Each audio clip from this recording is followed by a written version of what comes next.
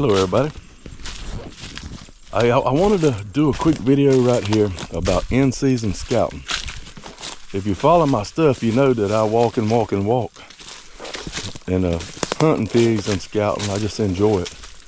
But as the season progresses, you don't hunt the same thing that you were hunting earlier, you know what I mean? Down here in the south, because the food changes. And like our persimmons were pretty much a bust. I managed one on hunting around persimmons, but the rest of them's been on water oaks. And I found in a water oak, like the tree that I say right there where I was hunting the first water oaks at, but they're no good no more. And it's only been a couple of weeks. And so you have to stay on top of things and keep looking for that best place. I was fortunate that I killed a deer yesterday, day before yesterday, and I knew water oaks were dropping, and instead of going into a bottom that has tons of water oaks, I went into a drain with my stand on my back. I hadn't been to this drain in like 2 years, or a year, probably 2 years. I ain't been there since the hurricane. But anyway, I went in the drain and just started zigzagging, checking water oaks, and it was thick. Something like this. I want to hunt thick. Where the drain narrowed up, it wasn't real thick, but on the sides of it was very thick. And so I just zigzagged, and there was no acorns. I checked tree after tree after tree, and then I came up on that one, or two of them actually, that were on fire. I sat there and saw 2 bucks and a doe. And so, I mean, it was a good hunt, and I'm actually planning on going back to that joker tomorrow, Lord willing. But I did that from scouting, from in-season scouting. Now, I'm not saying you put your stand on your back and go scouting, but I am saying that if you want to be successful, you just can't just park at the same spots. If you're a funnel hunter or something like that, that's a different story. But if you're hunting kind of like I do and most of my buddies around here, you're going to be steady looking for something different. My buddy Chris Bikes, he's probably the best deer hunter I know in the southern swamps. He, I don't know, he's probably killed a half a dozen deer this year or more, but he walks continuously. In the middle of the day, like we were camping, and there's not a day that went by that he probably didn't walk at least 3 miles scouting, and sees deer pretty much every time he climbs, hunting different places.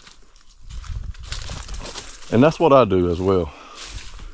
But I will, as I get older, I'm more of a convenience kind of guy. The weather's turned. Things are more pleasant to be out. So we're about to get with them. I've been blessed with a really good season so far with 5 deer. And I've climbed 9 times and killed 5 deer. And so, I won't climb a tree unless it's on fire, to be honest with you. I'll hunt a funnel maybe just to see what's what, but I hadn't did that yet. But I won't climb a tree unless it's on fire. And like the other day when I was walking and I got that deer, had my stand on my back, if I had not come across something really hot, I would have kept walking. And then if I didn't climb that evening, I just didn't climb. But that's the way I like to hunt. Somebody's climbed this pine right here. Naturally left their trash.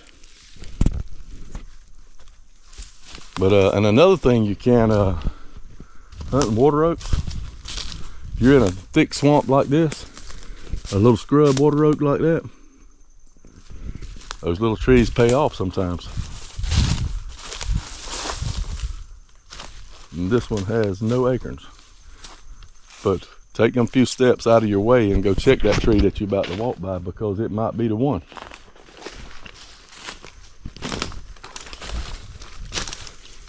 The first thing I do, like if I walk off into a small bottom, this time of year, first thing I do, I walk to the edge and stop and stand there. And slowing down myself a little bit, so I'll pay attention in an area that I think is going to be good. While I'm standing there, I'm listening for acorns dropping. and I'm also feeling the wind. And kind of gives me an idea right off at where I'm walked into the bottom what the wind is. Then as I walk on in, say I walk 40 yards and find a tree that I want to hunt, you stand there and feel the wind again, and a lot of times it'll be different than what it was where you, I don't mean just swirling, I mean just the little bit of elevation change or whatever, you know, you get a feel for the wind there. And listen for acorns, listen for birds knocking red oaks out, listen for squirrels in the trees. I knew I was on an on-fire tree the other day when I got the doe, because every squirrel, as far as I could see in that bottom, was coming to them trees. You see them in the treetops 100 yards away, coming to the trees I was sitting on. A feed tree, when you hit a really good a dominant feed tree right there, I mean the one in that bottom, it's almost as if it's alive. I mean, it just has so much going on around it continuously all day.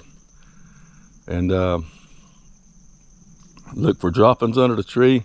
A oak tree I don't like to hunt if it don't have droppings under it, because a persimmon, a deer come in and make a round around the tree and leave.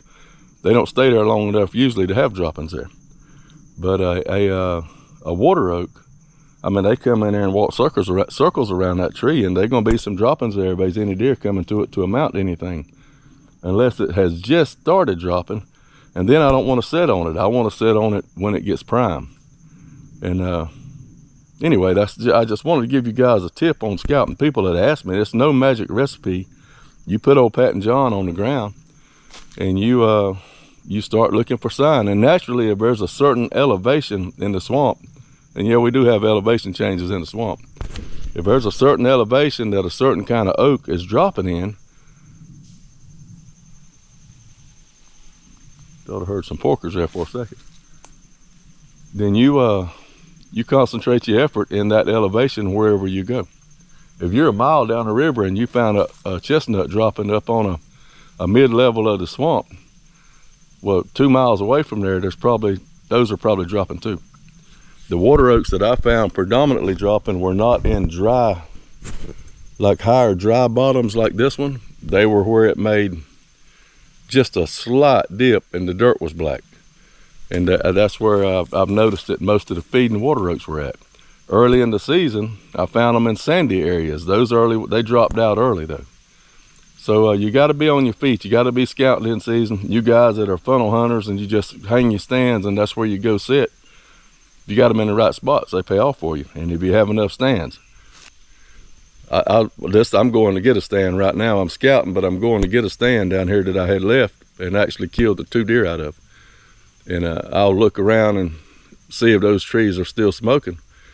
But you know, you're taking a gamble if you leave a stand in there too long. You can't complain if it gets stole like that. So I'm going down there. I don't want to entice anybody. But you don't find a lot of people walking around in your swamp in a place like this. But somebody climbed that pine right over there. But anyway, and they climbed right there. I do not know why. Maybe a rub or a scrape over there somewhere. But anyway, guys, that's just a tip for in-season scouting. You know, I would rather not climb. If I didn't have a place that's hot, I won't hunt in the morning. I'll walk. I get up. I don't like to walk at daylight, you know, and mess up stuff that's feeding if I walk up on it. But like right now, it's probably 11 o'clock. I'll make me some loops around in here and find something hot. If I find something hot to sit on, I'll sit on it this evening and in the morning and then do it again.